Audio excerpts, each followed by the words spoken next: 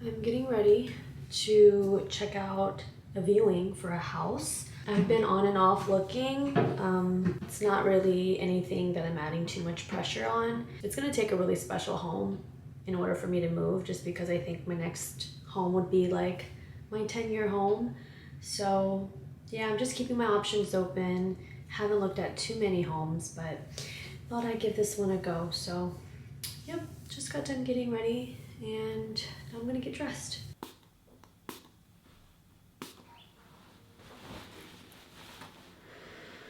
The scent that I'm wearing today is called Sandalwood and Oak by Scents of Wood. This vial is by Scentbird, which I want to talk to you guys a little bit about. Thank you to Scentbird for sponsoring today's video. They are a fragrance subscription service where you can choose new designer fragrances to try every month for only $16. It's completely flexible, so you can skip a month without penalties, and they have over 600 designer brands to choose from. Fragrances have always been one of those things where you just need to sit with the scent for a couple of days or weeks. So with Scentbird, it's great because you'll get a 30-day supply and you can test out the scent before committing to a full bottle. These vials are actually 8 times bigger than those tiny sample size bottles. It's very functional. It's kind of like a chapstick. You just twist it up and the dispenser comes out. Scentbird works directly with the top designers like Prada, Gucci, but they also do carry indie brands like Vince Camuto and Heretic. You can also upgrade your account and get sent 2 or 3 of these instead of 1. I actually have 5 different scents, but I want to talk about my top 2 favorites. This one is by Heretic and it's called Dirty Hinoki. It is incredible. I tend to go for more earthy, woodsy scents, something that kind of gradually builds over time, a little bit mysterious, unique, and different. There's a smooth, citrusy herbal notes of hinoki wood that run through the top, followed by a base note from cedar. It's absolutely stunning and it just smells even better as it sits on your skin, so it's amazing. Next up, I have this one, Sandalwood and Oak by Scents of Wood. It has notes of sandalwood, sage, burnt sugar, and vanilla, which are all notes that I really love. It's a little bit more fresh, light, while still having that earthiness to it, which is really important to me. If you're interested, right now you can get 55% off your first Scentbird order. That's only about $7 for your first order, so I'll leave my code and the links down below. They're also now available in Canada as well, so check them out, and thank you so much to Scentbird for sponsoring today's video. Good morning. I'm getting ready because today I'm taking a floral arrangement class and I'm really excited because I love arranging flowers, but I don't think I'm the best at it. So I feel like I'm gonna learn a lot.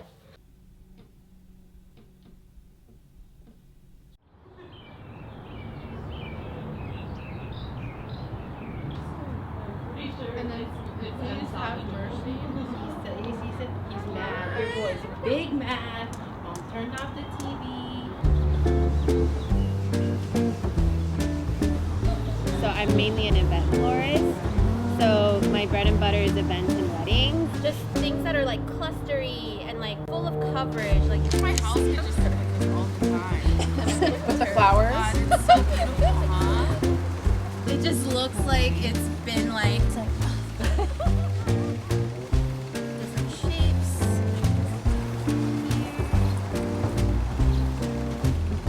It's hard work. Like same thing with this. Like I'm like just stripping off the ones that I don't want, even if it's like really short like this.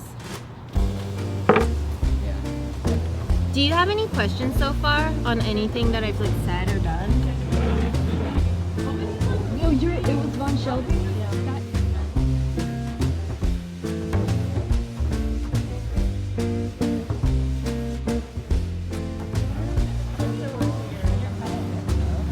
Yeah. I love it.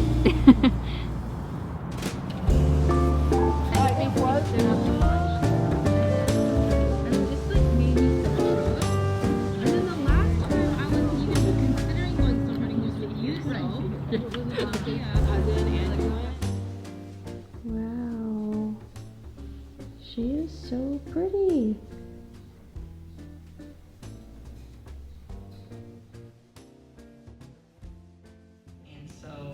I was trying to keep an open mind. Clayton told us, kind of what happened last night, a very emotional night.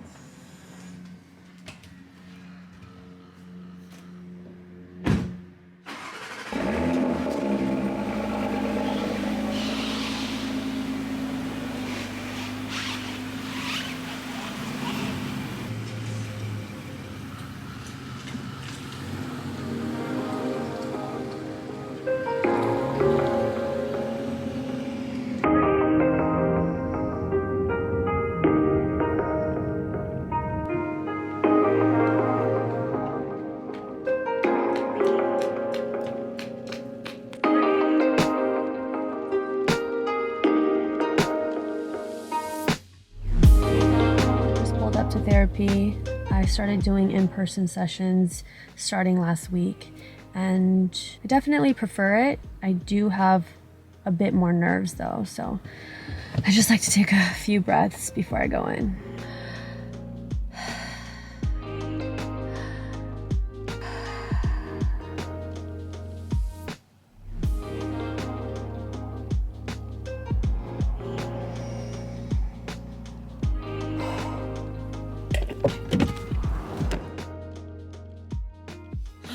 I just finished and I feel so much lighter.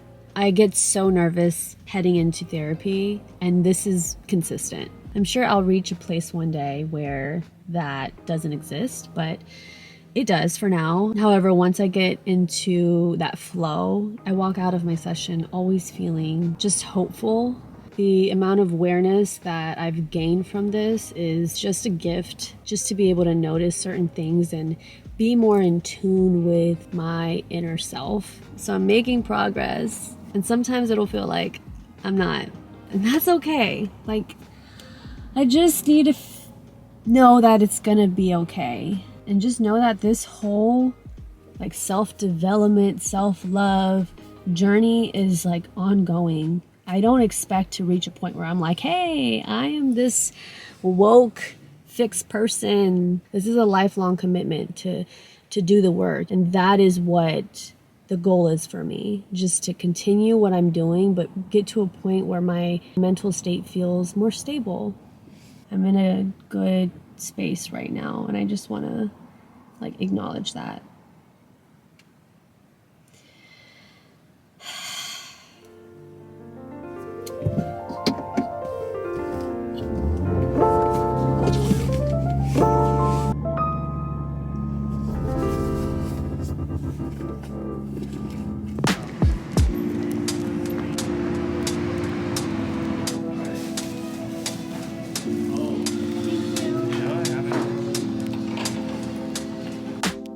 This is their Tennessee.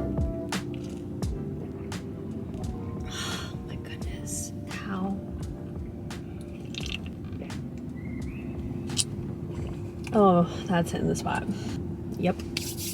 I bought some eyeglasses from Gentle Monster because my eyes are going through some things. I'm very sensitive to bright lights, and my eyes feel strained 24/7. So I think it's time that I wear some blue light protection glasses. I don't even know if this is going to help me, but it's better than not wearing anything.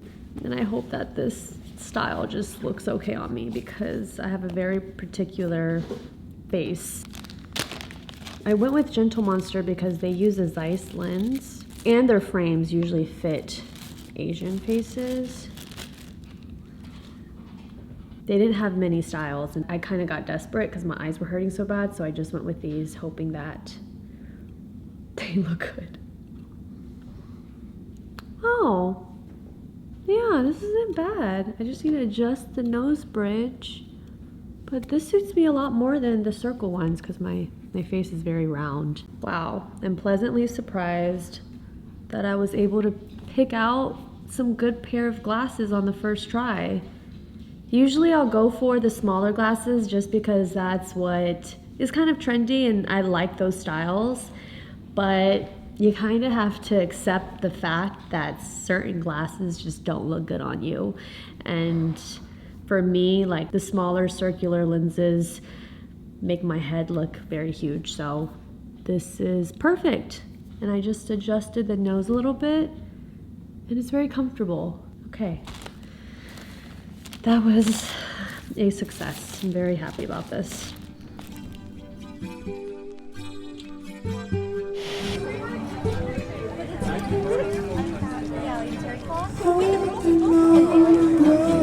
a little chunky. No, he needs to go in the straight up toddler section. He is huge. I wish this came in my size. I wish this came in my size. Wow, that's crazy. Look at the little one. Look at Navi.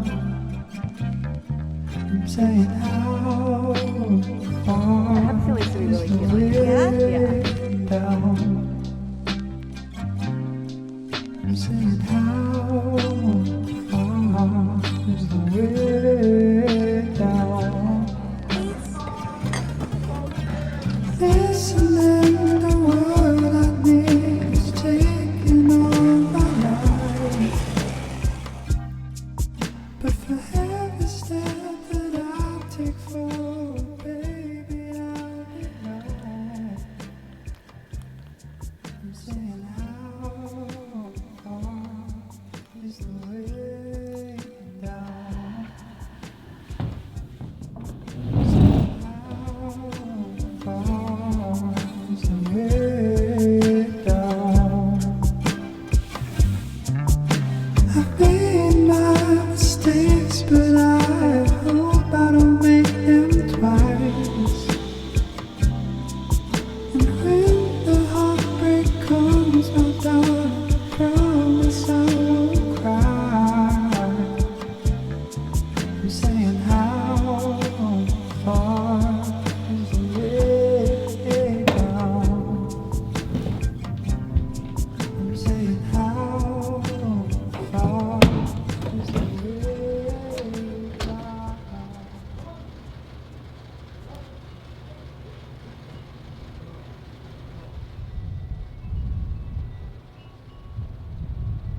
I've spent a lot of time wondering what my life would be like by the age of 30. I envision someone who has things figured out, someone who's confident in her choices, her own skin, and in a long-term relationship, possibly considering marriage and babies. Well, here I am, 30 years old, single, mentally unstable, and questioning every bit of my identity.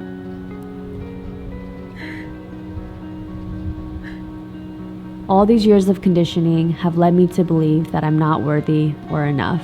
That's been one consistent theme throughout my entire life.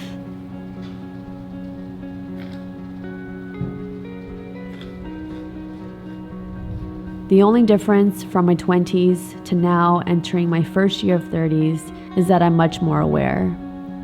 The years of self-hate, doubt, and judgment are so embedded in my core. And it's going to take a lot of time and patience until I see a noticeable difference in my overall being. When it comes to people in my life that I love most, I will bend over backwards just to make sure they're okay. I will show up for them in a loving, gentle way and have empathy for whatever it is that they're struggling with. Then I realized when it came to myself, I wouldn't apply that same kind of compassion. As you guys know, I've been spending this extended time alone, and I'm learning how to confide and show up for myself just as I would for someone I love.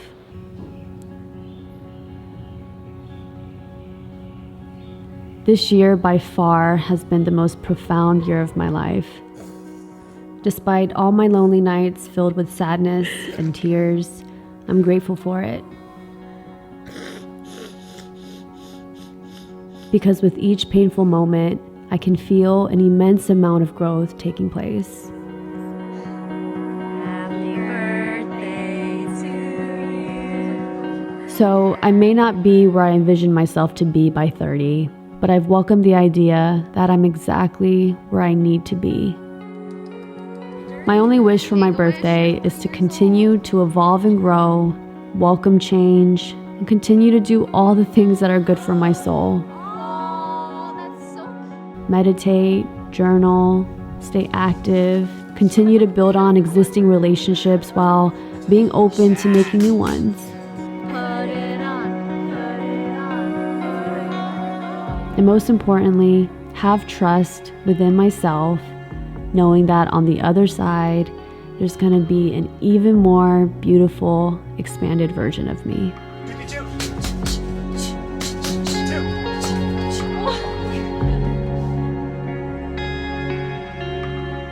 It truly feels like my life has only just begun. Here's to 30.